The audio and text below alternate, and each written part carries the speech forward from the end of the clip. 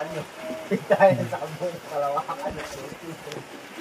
Dapat ay dito si Ariana. Yana, sundot. Ano nga yun? Suksok. Sabi niya, inilalagay dun sa ganito. Isok-sok ko na. Ba't din na yan? Daw niya, pagkatapos daw niya, labas niya, pasok si Jinjin. Buwinin pala yun. Ibinibiro ko ngayon. Pagbabariway. Hoy, Milane! Ano, tagay ba? Sabi niya, ayaw ko, nagbago na ako.